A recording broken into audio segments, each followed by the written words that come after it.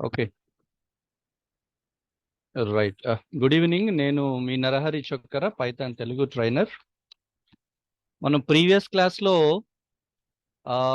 Regarding exceptional handlings అంటే మనం జనరల్గా ఒక ప్రోగ్రామ్ లేదంటే ఒక అప్లికేషన్ డెవలప్ చేసేటప్పుడు ఏమైనా కనుక ఇంటర్నల్ ఎర్రర్స్ కానీ టెక్నికల్ ఎర్రర్స్ కానీ ఎట్లాగ వచ్చేటప్పుడు వాటిని ఏ విధంగా హ్యాండిల్ చేయాలి, వాటిని ఏ విధంగా బైపాస్ చేయాలి. So it's nothing but handling of the errors, వాటిని మనం ఎక్సెప్షనల్ హ్యాండ్లింగ్స్ అని చెప్పడం జరుగుతుంది.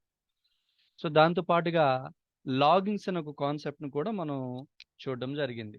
సో ఈ లాగింగ్స్ కాన్సెప్ట్స్లో ఏంటి అంటే జనరల్గా ఏదైనా కనుక మనం ఒక అంటే సిస్టమ్ని ఆన్ చేసిన దగ్గర నుంచి మళ్ళీ సిస్టమ్ని ఆఫ్ చేసేటంత వరకు కూడా జరిగే ప్రతి యాక్టివిటీ, ప్రతి ఈవెంట్ కూడా అక్కడ రికార్డెడ్గా ఉంటుంది. One moment.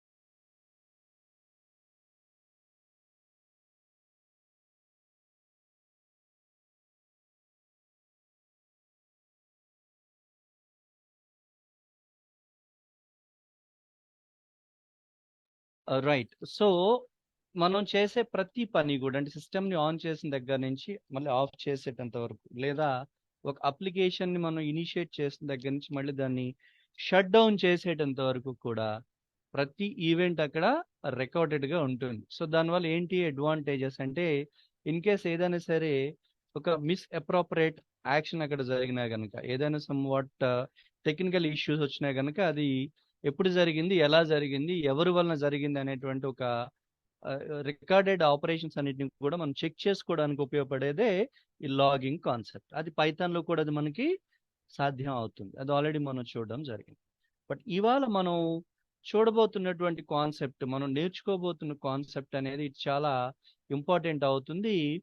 That concept is called as OOPS, object oriented programming technique or an approach. అయితే ఊప్స్ కాన్సెప్ట్కి వెళ్ళే ముందు అసలు యాక్చువల్గా ఈ లాంగ్వేజెస్ ఎట్లాగా తయారు చేయబడ్డాయి, ఎందుకోసం తయారు చేయబడ్డాయి, రైట్. ఒక్కసారి మనం హిస్టరీ ఆఫ్ ద కంప్యూటర్స్ పోతే కనుక, as you know that computer అనేది ఇనీషియల్ స్టేజ్లో కేవలం క్యాలిక్యులేషన్స్ని పర్ఫామ్ చేసుకోవడానికి తయారు చేయబడినటువంటి ఒక మెకానికల్ మెషిన్. ఆ తర్వాత దాంట్లో డేటా స్టోరేజ్ చేయడము, స్టోర్ చేసిన డేటా పైన ఆపరేషన్స్ పర్ఫామ్ చేయడము ప్రాసెస్ కోసం, ఇట్లాగా వేరువేరు అప్లికేషన్స్ ఎప్పుడైతే మనకి పెరుగుతూ వచ్చాయో దానికి సంబంధించినటువంటి టెక్నాలజీ, దానికి రెలవెంట్గా మనం వర్క్ చేయాల్సినటువంటి ఇంటర్ఫేసెస్ కానివ్వండి, ఇవన్నీ కూడా డెవలప్ అవుతూ వచ్చాయి. అయితే ప్రధానంగా లాంగ్వేజెస్ అనేది మీకు తెలుసు, కంప్యూటర్లో మనకి హార్డ్వేర్ అండ్ సాఫ్ట్వేర్ అని ఒక రెండు ప్రధానమైనటువంటి డివిజన్స్ అనేవి ఉంటాయి. హార్డ్వేర్ అంటే ఏమని చెప్తున్నాము, దాంట్లో ఉన్నటువంటి ఏవైతే physical components which we can see and touch, అవి హార్డ్వేర్ అయితే, ఆ హార్డ్వేర్ కాంపోనెంట్స్తో వర్క్ చేయించుకోవడానికి మనం ఇచ్చే సెట్ ఆఫ్ ఇన్స్ట్రక్షన్స్నే సాఫ్ట్వేర్ అని చెప్తున్నాం. అయితే ఈ సాఫ్ట్వేర్లో చాలా రకాలైనటువంటి కేటగిరీస్ ఉన్నాయి. అందులో ఒక కేటగిరీ ఏంటంటే language. Language is a special software that helps you to design and develop required applications. అంటే మన కంప్యూటర్తో వర్క్ చేయడానికి కావాల్సినటువంటి అప్లికేషన్స్ని లేదా ఇంటర్ఫేసెస్ని డిజైన్ చేయడానికి లేదా డెవలప్ చేయడానికి ఉపయోగపడే ఒక ప్రత్యేకమైన సాఫ్ట్వేర్నే లాంగ్వేజెస్ అని అంటున్నాం. అయితే బేసిక్గా కంప్యూటర్ అనేది ఒక కమర్షియల్ ఆస్పెక్ట్స్తో ఎప్పుడైతే కామన్ మ్యాన్ కూడా దాన్ని అందుబాటులోకి తెచ్చే క్రమంలో దాని యొక్క ప్రొడక్షన్ ఎప్పుడైతే పెంచాలనుకున్నారో అప్పుడు ఆటోమేటిక్గా అప్లికేషన్స్, ఇంటర్ఫేసెస్ అన్నీ కూడా దాంతో డెవలప్ చేయాల్సినటువంటి అవసరం ఏర్పడింది.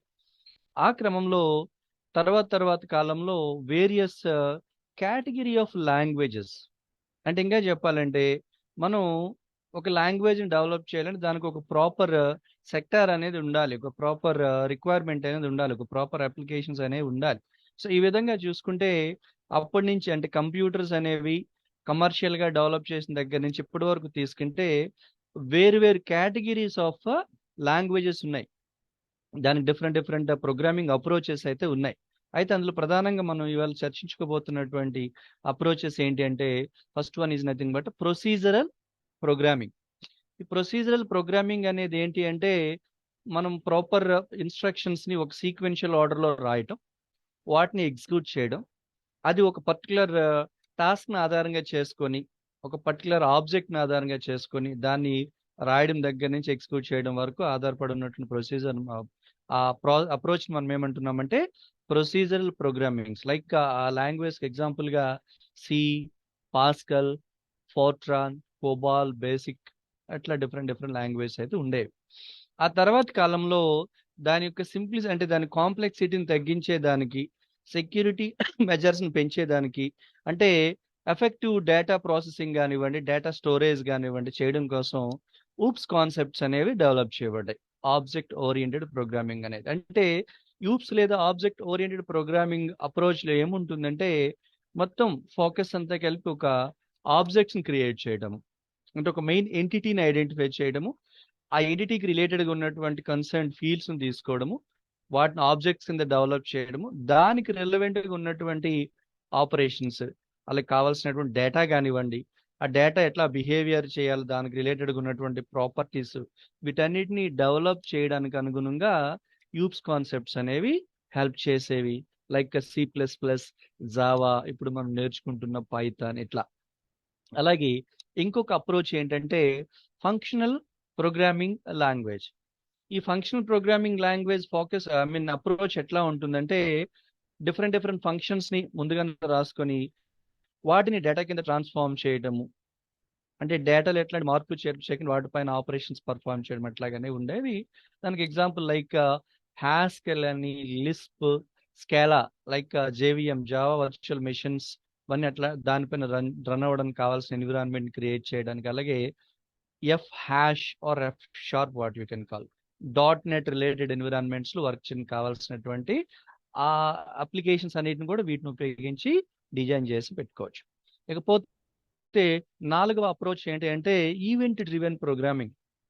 అంటే event it self it is just like a procedure, అంటే ప్రతిదానికి ఒక ప్రాపర్ యాక్షన్, ఒక ప్రాపర్ మెథడ్, ఒక అంటే దాన్ని యాక్టివేట్ చేసేటప్పుడు జరగాల్సిన ఒక ఆపరేషన్ అన్ని కూడా ముందుగానే డిఫైన్ చేసి పెట్టుకొని దానికి ఒక నేమ్తో పెట్టుకున్నాక దానిలో డేటా ఇన్పుట్ తీసుకోవడానికి కానీ, తీసుకున్న డేటా పైన ప్రాసెసింగ్ చేయడం కానీ, ఇవన్నీ ఇచ్చిన ప్రతిదానికి ఒక ప్రాపర్ ఈవెంట్స్ అనేవి అక్కడ క్రియేట్ చేయబడతాయి.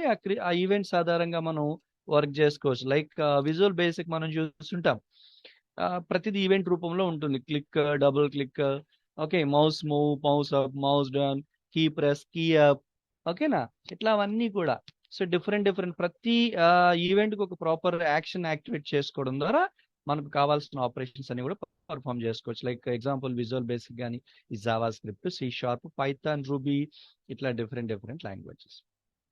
ఇవి ప్రధానంగా మనకున్నటువంటి అప్రోచెస్. అంటే జనరల్గా మనం ఒక లాంగ్వేజ్ తీసుకోవాలంటే అది ఏ కేటగిరీ, ఏ అప్రోచ్ ఆఫ్ కేటగిరీలోకి వెళ్తుంది అనేది ముందుగా మనం అర్థం చేసుకునే ప్రయత్నం చేస్తాం. అయితే ఇప్పుడు మనం నేర్చుకోబోతున్న కాన్సెప్ట్ ఏదైతే ఉంటుందో ఊప్స్ అనేది, ఇది ఒక అప్లికేషన్ డెవలప్ చేయడానికి, ఇంకా చెప్పాలంటే మోడర్న్ ఏజ్ ఉన్నటువంటి అప్లికేషన్స్ డెవలప్ చేయడానికి కావాల్సినటువంటి కంప్లీట్ సపోర్ట్ ఊప్స్ ద్వారా మనకి లభిస్తుంది. అయితే మిగతా అప్రోచెస్ తో కంపేర్ చేస్తే ఊప్స్కున్న ఒక ప్రత్యేకమైన అప్రోచ్, ఒక ప్రత్యేకత ఉన్నటువంటి కొన్ని కాన్సెప్ట్స్ ఇందులో మనం చూస్తే కనుక మెయిన్ ఏంటంటే మాడ్యులారిటీ.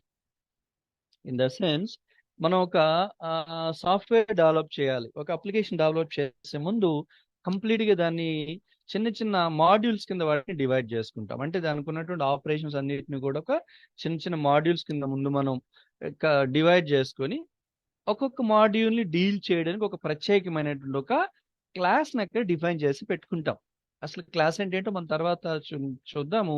ఒక క్లాస్ని డిఫైన్ చేసుకొని దానికి కొన్ని ప్రాపర్టీస్ని, దానికి కొన్ని బిహేవియర్స్ని అప్లై చేసి వాటిని ఆధారంగా మనకు కావాల్సినటువంటి ఆపరేషన్స్ అన్నిటిని కూడా పర్ఫామ్ చేసుకోవడానికి ఈ మాడ్యులారిటీ అనేది మనకి సపోర్ట్ చేస్తుంది. అంటే దానివల్ల ఏమవుతుంది అంటే మొత్తం some hundreds, thousands of lines of code మీరు రాసేటప్పుడు అన్నిటిని ఒక సింగిల్ మాడ్యూల్లో, ఒక సింగిల్ బ్లాక్లో రాయకుండా వేరు మాడ్యూల్స్, వేరు బ్లాక్స్ కనుక మనం కన్వర్ట్ చేసి పెట్టుకుంటే, వేరు ఈవెంట్స్ లాగా మనం డివైడ్ చేసి పెట్టుకుంటే దానివల్ల ఏమవుతుంది, main identification of the errors చాలా ఈజీ అవుతుంది.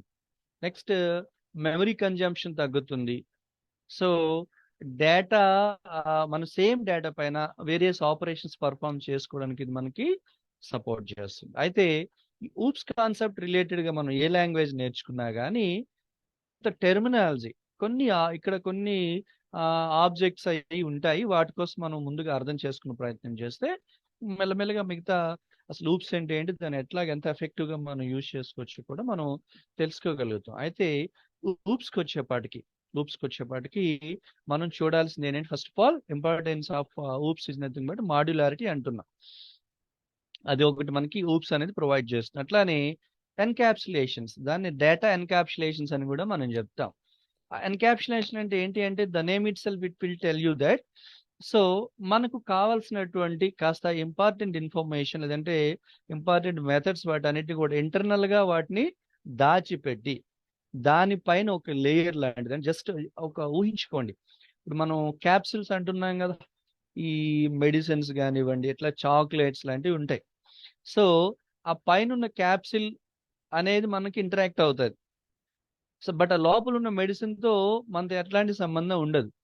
సో అక్కడ ఏమైతుంది, క్యాప్సులేషన్ వల్ల లోపల ఉన్నటువంటి మెడిసిన్ కి కొంత సెక్యూరిటీ ప్రొవైడ్ చేయబడి ఆ పైన ఉన్నటువంటి ఆ లేయర్ ఏదైతే ఉంటుందో, క్యాప్సుల్ పైన ఉన్న లేయర్ అనేది అక్కడ మనకి అంటే యూజర్ కి లేదనుకుంటే ఎవరైతే దాన్ని ఆ తీసుకుంటారో ఆయనకి లోపల ఉన్నటువంటి మెటీరియల్ కదా ఒక బ్యారియర్ లాగా, ఒక అబ్స్ట్రాక్ట్ లాగా అది అక్కడ ఏర్పడి కొంత సెక్యూరిటీని ప్రొవైడ్ చేస్తుంది. అయితే ఆ కాన్సెప్ట్ ఎక్కడెందుకు మనం డిస్కస్ చేసుకుంటున్నాము అంటే, మనం నెక్స్ట్ మనం క్రియేట్ చేయబోతున్నటువంటి క్లాసెస్ దాంట్లో మనం ఉపయోగించబోతున్నటువంటి ప్రాపర్టీస్ కానివ్వండి, ఈ వేరియబుల్స్ కానివ్వండి, లేదంటే మెథడ్స్ కానివ్వండి, వాటికి కొంత సెక్యూరిటీని ప్రొవైడ్ చేస్తాం. ఎట్లా అంటే దాని లోపల ఏముందో మనకి యూజర్కి అవసరం లేదు, తనకు కావాల్సిన పని చేయడానికి ఏం చేయాలో ఉంటే చాలు.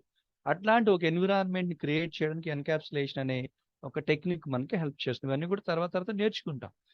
అట్లా అని ఇంకొకటి ఊప్స్ లో ఉన్నటువంటి ఇంకొక ప్రత్యేకత ఏంటంటే డేటా అబ్స్ట్రాక్షన్. ఈ డేటా అబ్స్ట్రాక్షన్ అనే కాన్సెప్ట్ వల్ల ఏమీ అవుతుందంటే, లోపల ఉన్నటువంటి డేటాకి మనం కొన్ని కన్వెన్షనల్ మెథడ్స్ ఉపయోగించి సెక్యూరిటీ ప్రొవైడ్ చేయగలుగుతాం.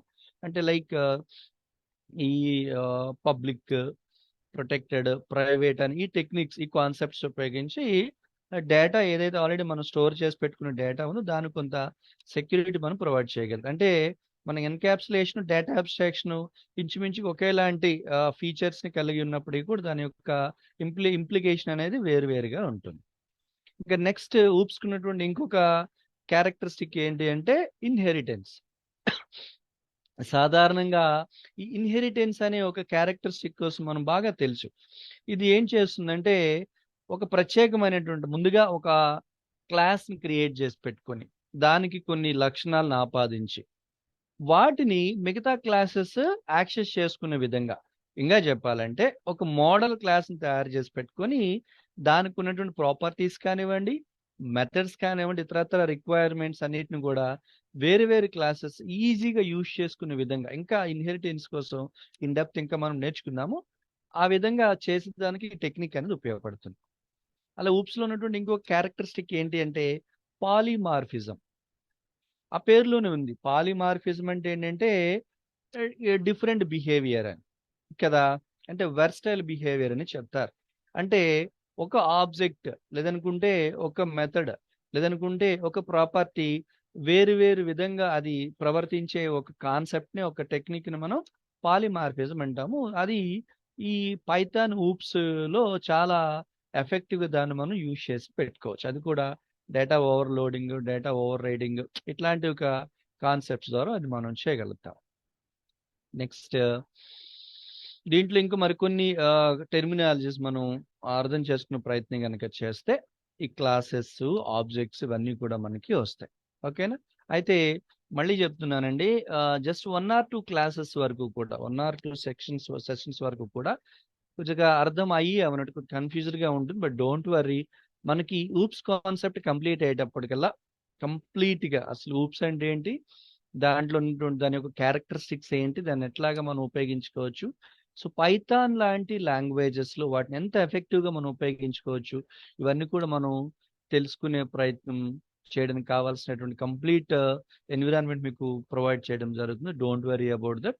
ఇకపోతే మనం ఊప్స్లో ఉన్నటువంటి ఒక ప్రధానమైనటువంటి ఒక ఆస్పెక్ట్ ఏంటి అంటే క్లాస్. అంటే యాక్చువల్గా క్లాస్, ఆబ్జెక్ట్ దీని మీద కొద్దిగా ఒక్కొక్క లైన్ మనం ముందుగా తెలుసుకునే ప్రయత్నం చేసిన తర్వాత ఇన్ డెప్త్ మనం ముందుకు వెళదాం. సో జనరల్గా క్లాస్ అంటే ఏమంటున్నామంటే it's a blueprint for creating objects. అసలు ఏంటి బ్లూ ప్రింట్ ఏంటి, అసలు ఈ డేటా స్ట్రక్చర్ ఎట్లా ఏంటి? సో దీనికోసం కాసేపు పక్కన పెడితే మీకు తెలిసే ఉంటుందండి, ఈ మధ్యకాలంలో మనం ఏదైనా ఒక బిజినెస్ మోడల్ కనుక, ఒక సక్సెస్ఫుల్ బిజినెస్ మోడల్ కనుక మీరు చూస్తే ఫస్ట్ ఆఫ్ ఆల్ ఎక్కడో ఒక చోట స్టార్ట్ అవుతుంది. ఉదాహరణకు ఈ మధ్యకాలంలో ఎడ్యూటెక్ కంపెనీస్లో ఒక బ్రహ్మాండంగా వర్కౌట్ చేస్తున్నటువంటి బైజూస్ మీరు చూస్తుంటారు. ఫస్ట్ ఎక్కడో ఒక చోట అది యాక్చువల్గా ఒక ట్యూషన్స్ని మెయింటైన్ చేసే ఒక చిన్న ఒక సంస్థ కింద ప్రారంభమైంది. సో అక్కడ వాళ్ళు ఒక మోడల్ని ఇంప్లిమెంట్ చేశారు.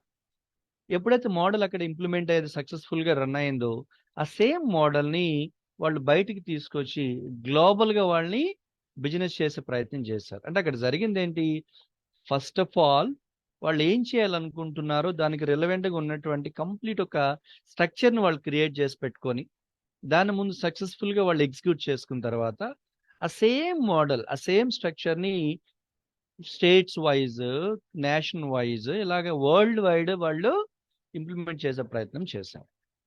మనం కూడా అంతే కదా, ఒక బిజినెస్ మోడల్ మనం యాప్ట్ చేసుకుంటాము, ఓకేనా? సో దాన్ని మనం ఎగ్జిక్యూట్ చేస్తాము. సక్సెస్ సాధించింది అనుకోండి, దాన్ని ఆన్లైన్లో లేదనుకుంటే ఫ్రాంచైజ్ ద్వారా మనం వేరు వేరు లొకేషన్స్లో మనం దాన్ని ఇంప్లిమెంట్ చేసి బిజినెస్ అక్కడ మనం దాని యొక్క పరిధిని పెంచుకునే ప్రయత్నం చేయొచ్చు.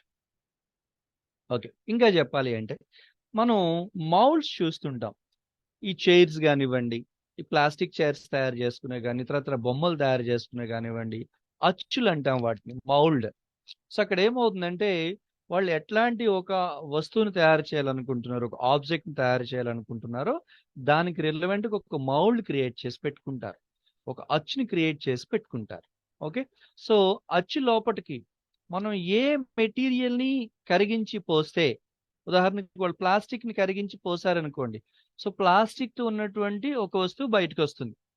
లేదు ఒక ఐరన్ ఓర్ని కరిగించి పోసారనుకోండి, సో స్టీల్తో తయారు చేసిన వస్తువు ఒకటి బయటకు వస్తుంది. లేదనుకుంటే ఒక లెడ్ సీసంని కరిగించి పోస్తే దాంతో తయారు చేసిన వస్తువు బయటకు వస్తుంది. ఇది మీరు జనరల్గా కొన్ని గ్రామాలలో చూస్తుంటారండి. మేబీ ఇప్పుడు అది ఉందో లేదో నాకు తెలియదు, కానీ నా చిన్నప్పుడు నేను చూస్తున్నాను, ఒక మట్టితో తయారు చేసినటువంటి ఒక అచ్చు ఉంటుంది, ఓకేనండి.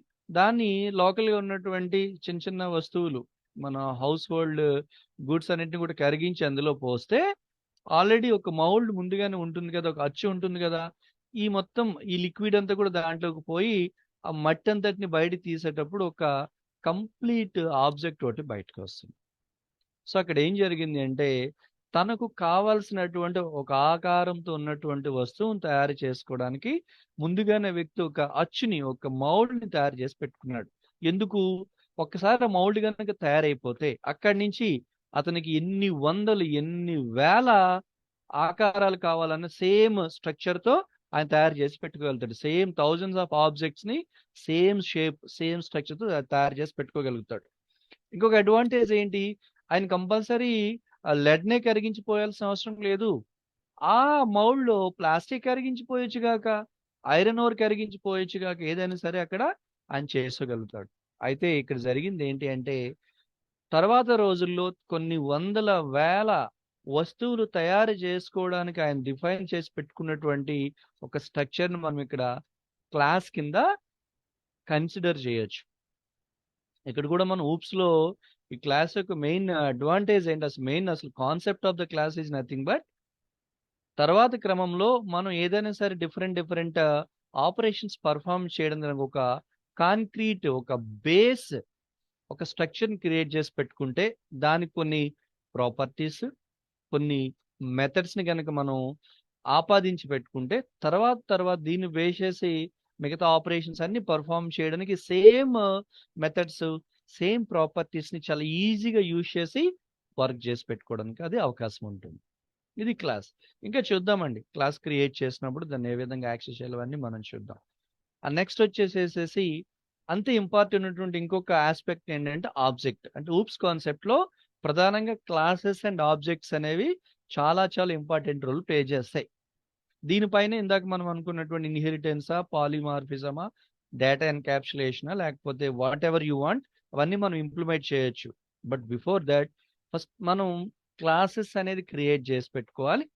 దానికి కొన్ని ప్రాపర్టీస్, కొన్ని మెథడ్స్ మనం ఇచ్చుకుంటా పోవాలి. దాన్ని యాక్సెస్ చేయడానికి అంటే ఒక క్లాస్లో మనం క్రియేట్ చేసినటువంటి ప్రాపర్టీస్ కానీ, అదే వేరియబుల్స్ కానీ, అట్రిబ్యూట్స్ అని అంటాం, వాటిని కానీ, నెక్స్ట్ మెథడ్స్ లేదా ఫంక్షన్స్ని కానీ యాక్సెస్ చేయడానికి ఉన్నటువంటి ఒక ఇన్స్టెన్స్, ఒక హ్యాండ్లర్ని మనం ఏమంటున్నామంటే ఆబ్జెక్ట్ అని చెప్తాం. ఆబ్జెక్ట్ ఈజ్ అ హ్యాండ్లర్, ఒక ఇన్స్టెన్స్. దేనికి సంబంధించి?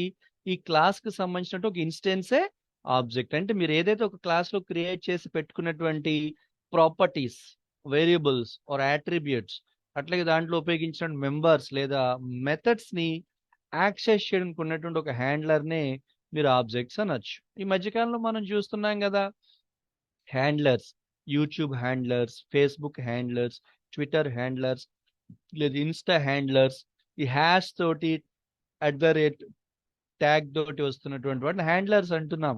ఈ హ్యాండ్లర్స్ ఎందుకు ఉపయోగపడతాయి? Handler is nothing but it's an instance or it's passport.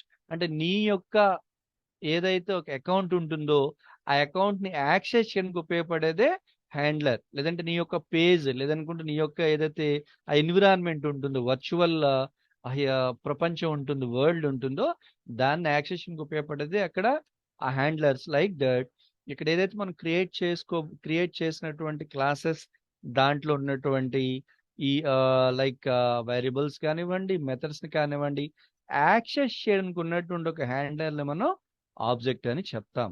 Right, అది మీకు చెప్పడం జరుగుతుందండి. ఓకే, అలాగే మిగతా కొన్ని కాన్సెప్ట్స్ కూడా చూద్దాము. దీన్ని మళ్ళీ తర్వాత తెలుసుకునే ప్రయత్నం చేద్దాము. ఇన్హెరిటెన్స్ ఏమంటున్నామంటే ఆల్రెడీ ఒక బేస్ క్లాస్ ని క్రియేట్ చేసి దాంట్లో కొన్ని ఈ ప్రాపర్టీస్ ని, కొన్ని మెథడ్స్ ని మనం దానికి ఆపాదించి దాని నుంచి తర్వాత తరాలు, తర్వాత క్లాసెస్ కి వాటిని ఇంప్లిమెంట్ చేయడానికి ఉపయోగపడినటువంటి ఒక టెక్నిక్ నే ఇన్హెరిటెన్స్ అని చెప్పడం జరుగుతుంది. అలాగే పాలిమార్ఫిజం అంటే ఏం లేదు, ఒక ఎంటిటీని డిఫరెంట్ ఫార్మ్స్ కింద అది బిహేవ్ చేసే విధంగా చేయడానికి ఉపయోగపడే ఒక technique. Like method overloading, method over riding అనే ఒక కాన్సెప్ట్ ఉపయోగించి అది మనం చేయడం జరుగుతుంది. అవన్నీ మనం చూద్దాము.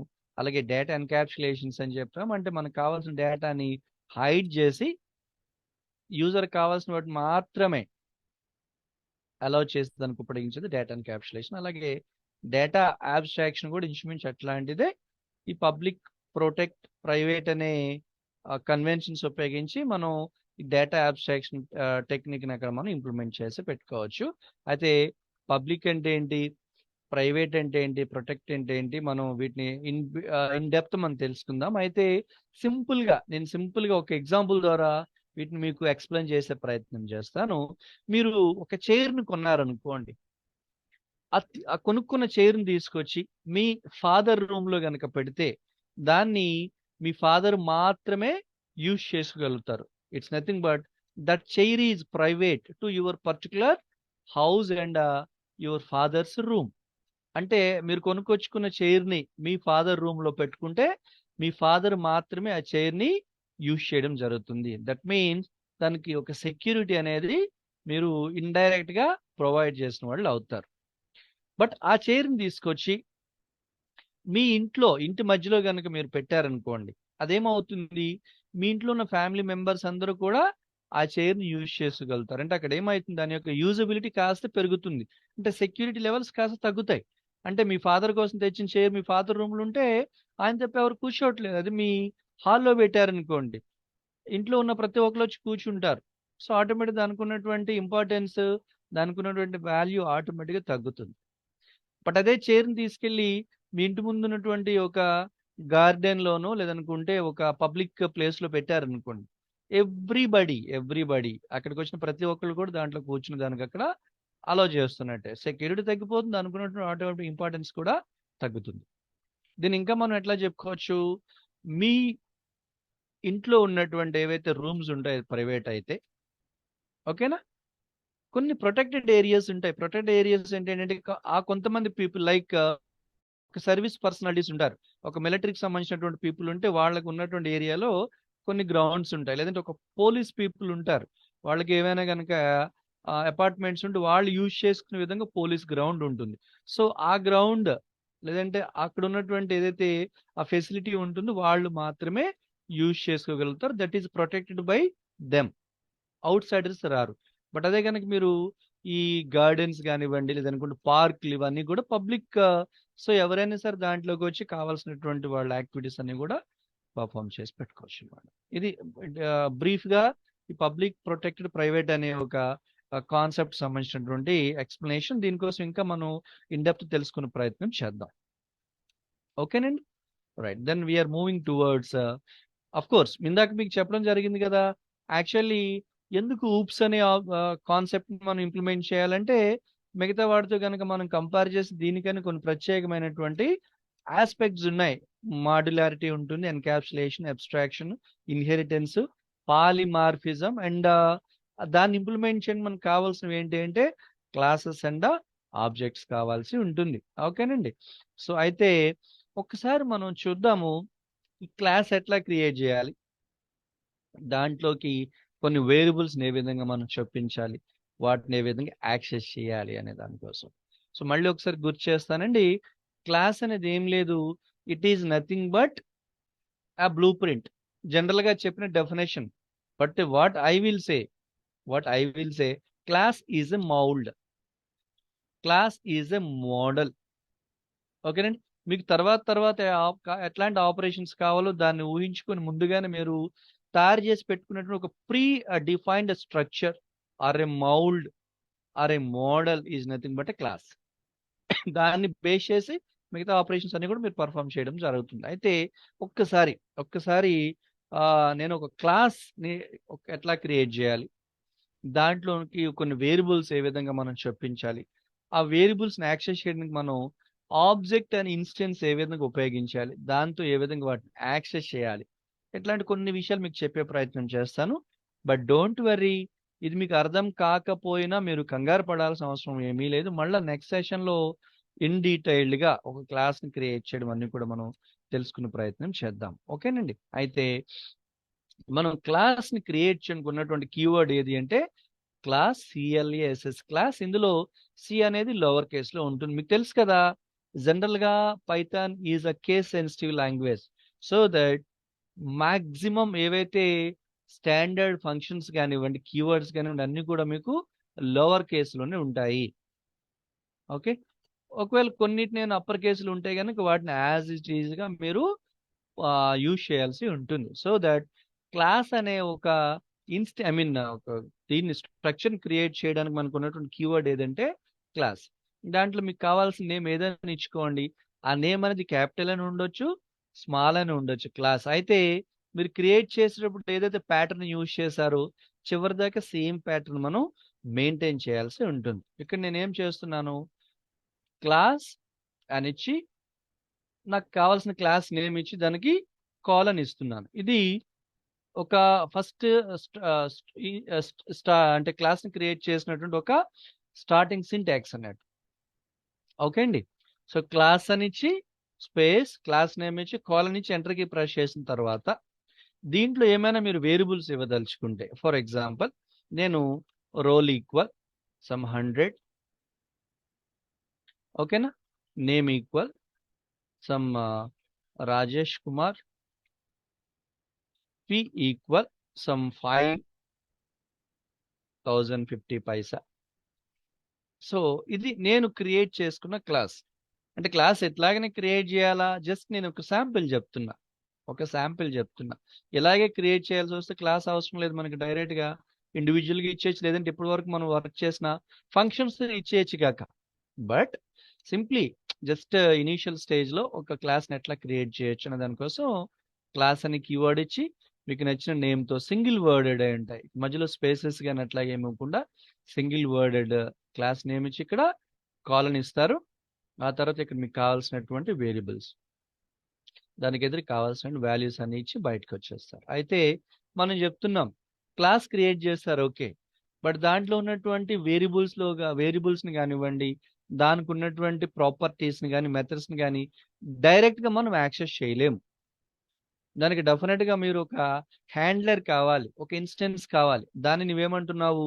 OBJ, that's called object. అయితే మీకు ఈ ఆబ్జెక్ట్ అనే పదం మీకేం కొత్త కాదండి. ఒక్కసారి మీకు గుర్తు చేస్తాను. సి లాంగ్వేజ్లో మీరు స్ట్రక్చర్స్ని మీరు క్రియేట్ చేసి పెట్టున్నారు. ఒక స్ట్రక్చర్ని క్రియేట్ చేసి అందులో స్ట్రక్చర్ మెంబర్స్ అన్నిటిని కూడా ఇచ్చి ఉన్నాయి. ఐ మీన్ డేటా మెంబర్స్ అన్నిటిని కూడా ఇచ్చి క్లోజ్ చేసేటప్పుడు ఏదో ఒక ఆబ్జెక్ట్ అనేది మీరు ఇస్తారు. తద్వారా ఏమవుతుంది? ఆ స్ట్రక్చర్లో ఉన్నటువంటి ఏ డేటా మెంబర్ని మీరు యాక్సెస్ చేయాలన్నా డెఫినెట్గా ఆబ్జెక్ట్ని అక్కడ మీరు యూజ్ చేసి ఉంటుంటారు. ఇన్స్టెన్స్ ఆఫ్ దట్ ఆబ్జెక్ట్ అనేది మీరు యూజ్ చేయడం జరిగి ఉంటుంది. ఒకసారి గుర్తు తెచ్చుకుంటారు. ద సేమ్ ఆపరేషన్ ఇక్కడ మనకి ఈ ఆబ్జెక్ట్ కూడా వర్క్ చేస్తుంది. నేను ఇక్కడ OBJ1 అనే పేరుతో ఒక ఆబ్జెక్ట్ ఇస్తున్నా. అయితే ఈ OBJ1 అనే ఆబ్జెక్ట్ని ఎందుకు తీసుకుంటున్నాను? ఈ మై క్లాస్ అనే క్లాస్లో ఉన్నటువంటి ఈ వేరియబుల్స్ నేను ఇక్కడ యాక్సెస్ చెయ్యాలి కాబట్టి నేను OBJ అనే ఒక ఆబ్జెక్ట్ని తీసుకుంటున్నాను. ఈజ్ ఈక్వల్స్ దీంతో నేను ఈ మై క్లాస్కి బౌండ్ చేయడం జరుగుతుంది. అర్థమైందండి? అంటే ఇప్పుడు ఏం జరిగింది? టెక్నికల్గా ఒక లింక్ ఎస్టాబ్లిష్ అయింది. ఇక్కడ మై క్లాస్కి OBJ1కి ఒక టెక్నికల్గా ఒక లింక్ ఎస్టాబ్లిష్ అయింది. తద్వారా ఏమవుతుంది? ఇది మొదలు దీంట్లో ఉన్నటువంటి మీరు ఏ ఎలిమెంట్ని యాక్సెస్ చేయాలన్నా ఈ OBJ1 అనే ఆబ్జెక్ట్ అది మీకు సాధ్యపడుతుంది. ఒక్కసారి మనం చూద్దాం. యాక్చువల్లీ ఈ మై క్లాస్లో మీరు తీసుకున్న వేరియబుల్స్ ఏంటి? Roll, name, fee. వాటన్నిటిని మీరు OBJ1కి మీరు ప్రతిపాదించారు. ఓకేనా? ఒక్కసారి మీరు OBJ1 డాట్ అని ఇచ్చి చూస్తే మీరు ఇక్కడ క్లియర్గా ఐడెంటిఫై చేయొచ్చు. ఆ మై క్లాస్లో ఉన్నటువంటి ఏవైతే మీకు ఈ నేమ్, ఈ ఫీ, రోల్ మొదలైనవి ఉన్నా అవన్నిటిని కూడా మీరు OBJ1తో యాక్సెస్ చేయగలుగుతారు. దట్ మీన్స్ దీనివల్ల మనం ఏం చెప్తున్నాము? ఓకే, అయితే దానికంటే ముందు ఒక్కసారి నేను మై క్లాస్ ఏమండి ఒకసారి దాటిచ్చి చూద్దాం. అయితే మీరు ఏదైతే క్రియేట్ చేసినట్టు మై క్లాస్లో ఉన్నటువంటి ఏవైతే వేరియబుల్స్ ఉన్నాయో ఫీ, నేమ్, రోల్ ఇవన్నీ కూడా ఎందులో ఉన్నాయి? మై క్లాస్ అనే క్లాస్లో ఉన్నాయి. అవన్నీ కూడా ఇప్పుడు మీరు OBJ1లోకి ఆటోమేటిక్గా అడాప్ట్ చేయబడ్డాయి. That means here OBJ1 is nothing but my class. అందుకే మనం OBJ1 object is an instance of a class అని అంటున్నాం. మనం ఆబ్జెక్ట్ ఏమంటున్నాము? Object is an instance. ఆ డెఫినేషన్ కూడా మనం చూసాము. One moment. ఆబ్జెక్ట్ అంటే ఏమంటున్నాం? It is an instance of a class. But అది ఎప్పుడు? It would be created at the time of run టైంలో దాన్ని మనం క్రియేట్ చేయడం జరుగుతుంది. సో ఆ ఆబ్జెక్ట్ అనేది డెఫినెట్గా మీరు ఇస్తేనే క్లాసులో ఉన్నటువంటి ఏదైనా ఒక ఐటమ్స్ మీరు యాక్సెస్ చేయగలుగుతారు. ఉదాహరణకు నేను ఇట్లా ప్రింట్ చేసే ప్రయత్నం చేస్తున్నాను. My class dot roll that is 100. The same operation OBJ1 dot roll. అట్లానే మై క్లాస్ డాట్ నేమ్, అట్లానే OBJ1 డాట్ నేమ్. అయితే మీరు అనొచ్చు, సార్ ఆల్రెడీ మై క్లాస్ ఉపయోగించి ఇవన్నీ చేయగలుగుతున్నారు కదా, మళ్ళీ ఎక్స్ట్రా ఎందుకు OBJ1 అని తీసుకోవాలి ఆబ్జెక్ట్? ఎస్, ఇది ఒక శాంపిల్. యాక్చువల్గా క్లాసెస్ కానీ ఇట్లా మనం క్రియేట్ చేసి పెట్టాము. ఇది ఒక శాంపిల్ అన్నట్టు. సో దీనిలో ఇంకొక అడ్వాంటేజ్ కూడా ఉంది. ఇప్పుడు ఈ మై క్లాస్ అనేది ఉపయోగించి మీరు కావాల్సిన వాల్యూస్ ఒకసారి మాత్రం ప్రింట్ చేయగలుగుతున్నారు. ఎట్లాగా? My class dot roll, my class dot name అట్లా. బట్ ఇక్కడ ఆబ్జెక్ట్ ఇవ్వడం వల్ల ఏమవుతుంది? ఫర్ ఎగ్జాంపుల్ ఇంకొక ఆబ్జెక్ట్ కూడా మీరు తీసుకోండి, OBJ2 ఈక్వల్ మై క్లాస్. ఓకేనా? ఇప్పుడు OBJ1తో చేసే పనులన్నీ కూడా మీరు OBJ2తో చేయగలుగుతున్నారు. ఇక్కడ చూడొచ్చు OBJ2 కూడా సేమ్ అయ్యే వచ్చాయి.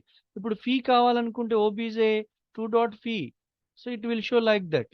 అంటే ఇక్కడ ఏమైంది? ఒక మోడల్ని మీరు క్రియేట్ చేసి పెట్టేశారు. దాన్ని యాక్సెషన్కి నంబర్ ఆఫ్ ఆబ్జెక్ట్స్ ఇవ్వడం వల్ల మీరు ఏ ఆబ్జెక్ట్తో కనుక కావాలనుకుంటే ఆబ్జెక్ట్ ఈజీగా వీటి మనం హ్యాండిల్ చేసి పెట్టుకోవచ్చు. అయితే అఫ్ కోర్స్ ఇదే కాదు, క్లాసెస్ ఇంకా ఉన్నాయి.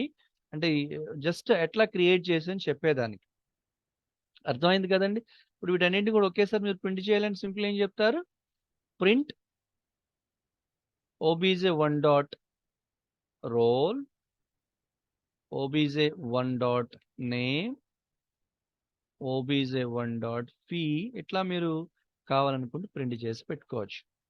అర్థమవుతుందండి. సో ఇది జస్ట్ ఒక క్లాస్ని క్రియేట్ చేయడము, దాంట్లో కొన్ని ప్రాపర్టీస్ వేరియబుల్స్ మనం డిఫైన్ చేసుకోవడము, దాన్ని మనం యాక్సెస్ చేయడం. అర్థమైందా? రైట్. అయితే మరి ఇంకొక నెక్స్ట్ సెషన్ దీన్ని కాస్త మనం ప్రొలాంగ్ చేద్దాం. సో యాక్చువల్లీ అయితే దీనికి ఇనిట్ ఫంక్షన్ అనేది ఇవ్వాల్సి ఉంటుంది. అంటే ఇప్పుడు రైట్, ఇక్కడ మీరు ఒక క్లాస్ని క్రియేట్ చేశారు, దీనికి కొన్ని వేరియబుల్స్ మీరు డిఫైన్ చేశారు. బట్ ఒక క్లాస్ క్రియేట్ చేసి వేరియబుల్ డిఫైన్ చేసి యాక్సెస్ చేసే పని అయితే మనం క్లాసెస్ క్రియేట్ చేయాల్సిన అవసరం లేదండి. సో డెఫినెట్గా ఇందాక ఏమంటున్నాం మనం, class is nothing but it's a model, it's a blue print, it's a mould కదా. సో దీన్ని మనం ఒకసారి దానికి కావాల్సిన ప్రాపర్టీస్ కానివ్వండి, ఆర్గ్యుమెంట్స్ కానివ్వండి, లేదా మెథడ్స్ కానివ్వండి, ఫంక్షన్స్ క్రియేట్ చేసి పెట్టుకుని వదిలేస్తే దాన్ని మీరు ఎక్కడి నుంచైనా ఎప్పుడైనా ఎలాగైనా మీరు దాన్ని యాక్సెస్ చేసి పెట్టుకునే దానికోసమే కదా మనం క్లాసెస్ క్రియేట్ చేస్తున్నాము. సో కాస్త దీన్ని మనం పొడిగించే ప్రయత్నం చేద్దాం. కాస్త మళ్ళీ ఒకసారి ట్రై చేద్దాము. ఇందాక ఏం చేసాము, క్లాస్ మై క్లాస్ అని తీసుకున్నాక ఇప్పుడు యాక్చువల్గా ఇందాక మీరు డైరెక్ట్గా వాల్యూస్ని అసైన్ చేసేసారు, బాగుంది. ఎక్కడ డిజైన్ టైంలో ఒకవేళ నేను రన్ టైం దీనికి వాల్యూస్ యాక్సెస్ చేయాలంటే ఎట్లాగా, యూజర్ ఇన్పుట్ ఇవ్వాలంటే ఎట్లాగా, కష్టం అవుతుంది కదా. సో దాన్ని హ్యాండిల్ చేయడానికి మీరు ఒక ఇనిట్ అనే ఫంక్షన్ తీసుకోవడం జరుగుతుంది. ఎందులో తీసుకుంటారు, మై క్లాస్లో తీసుకుంటారు. రైట్.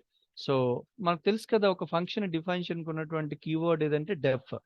అయితే ఇనిట్ అనే ఫంక్షన్ సంబంధించి ఒక సింటాటికల్గా కూడా మీరు చూడాల్సిన ఏంటంటే డబుల్ అండర్ స్కోర్ ఇచ్చి INIT ఇచ్చి మళ్ళీ డబుల్ అండర్ స్కోర్తో క్లోజ్ చేసి మనం పెట్టుకోవాలి. It's called railing under scores అంటాం. ఓకేనండి. డబుల్ అండర్ స్కోర్ ఇచ్చి INIT అని ఇచ్చి మళ్ళీ డబుల్ అండర్ స్కోర్తో క్లోజ్ చేయాల్సి ఉంటుంది. ఆ తర్వాత పారెంథసిస్ ఇస్తాం ఇక్కడ. It's called railing. అయితే ఇప్పుడు ఆల్రెడీ ఇక్కడ వాల్యూస్ నేను అసైన్ చేసేసేటప్పుడు డిజైన్ టైంలో వాల్యూ అసైన్ చేయాలంటే ఇది సరిపోతుంది క్లాస్ని డిఫైన్ చేయడానికి. బట్ నేను రన్ టైంలో వాల్యూస్ తీసుకోవాలి. రన్ టైంలో వాల్యూస్ అన్ని కూడా నేను అక్కడ పాస్ చేయాలనుకున్నప్పుడు మీరు డెఫినెట్గా ఒక 3 వేరియబుల్స్ని తీసుకోవాలి. ఏమేమి వాల్యూస్ కావాలి, రోల్ నంబర్, స్టూడెంట్ నేమ్, అలా ఫీ. రైట్.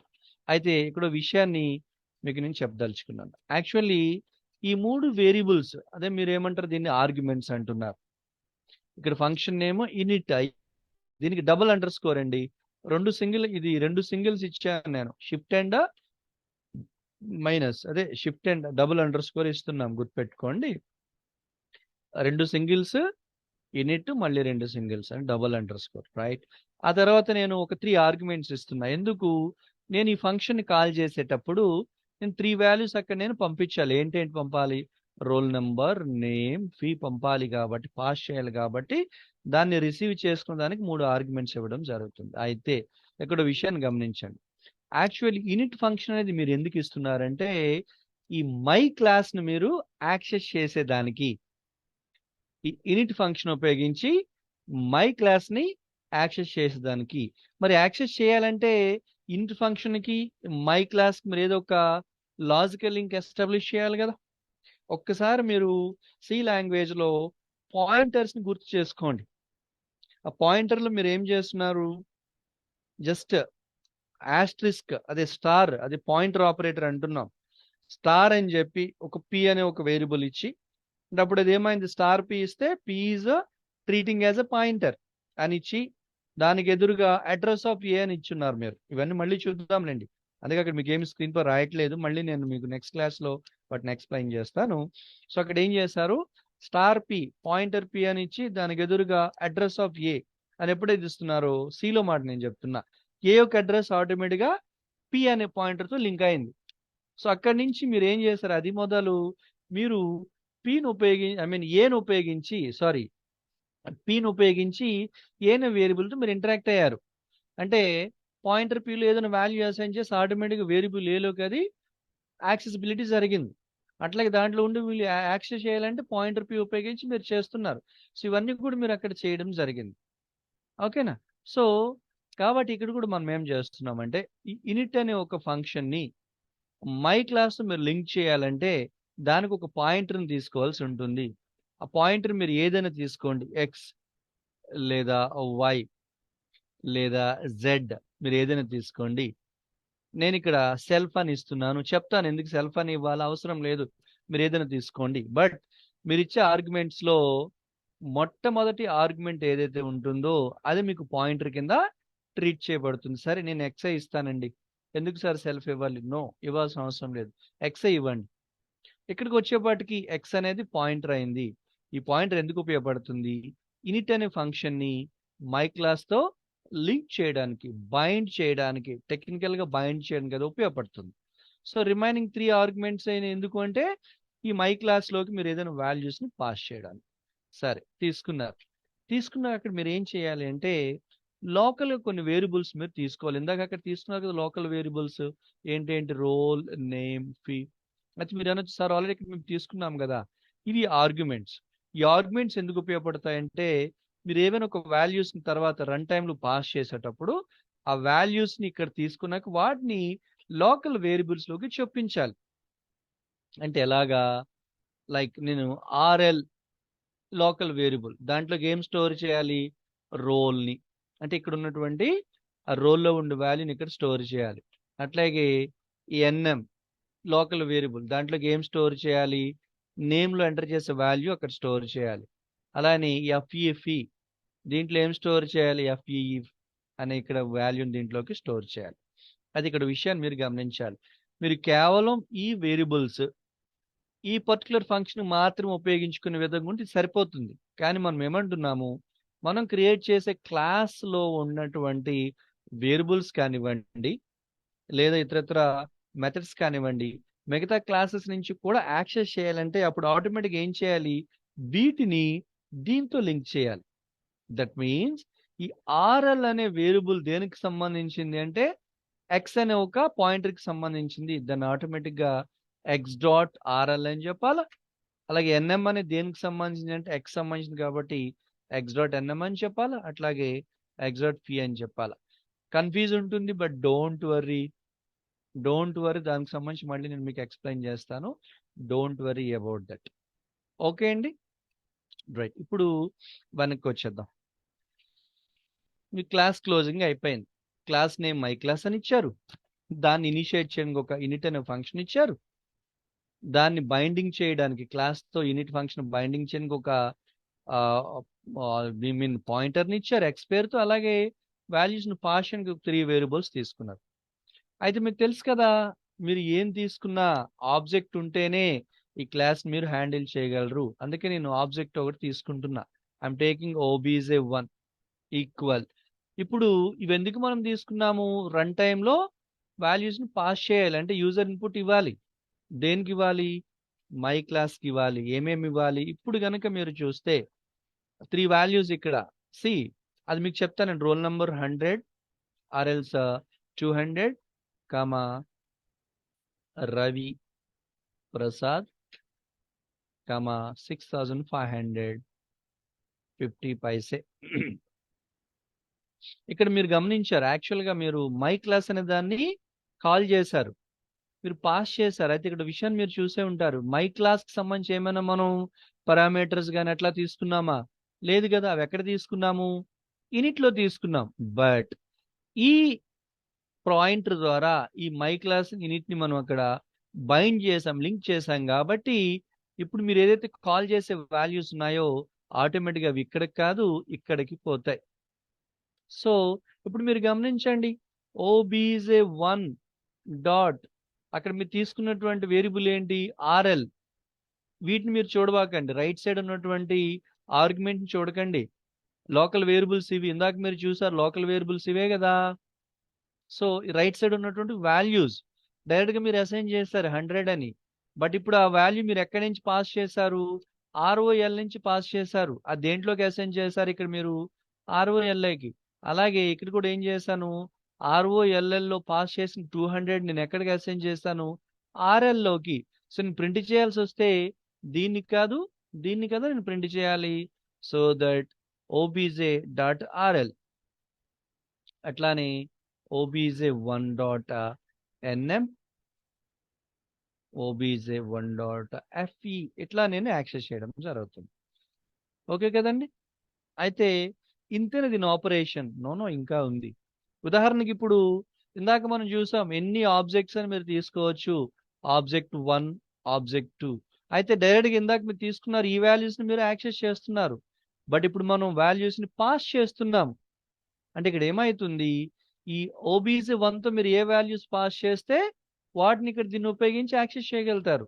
ఇప్పుడు అదే మాదిరిగా నేను వేరే ఇంకొక ఆబ్జెక్ట్ని కూడా తీసుకుంటాను. అదేంటి అంటే here I'm going to take OBJ2, same my class.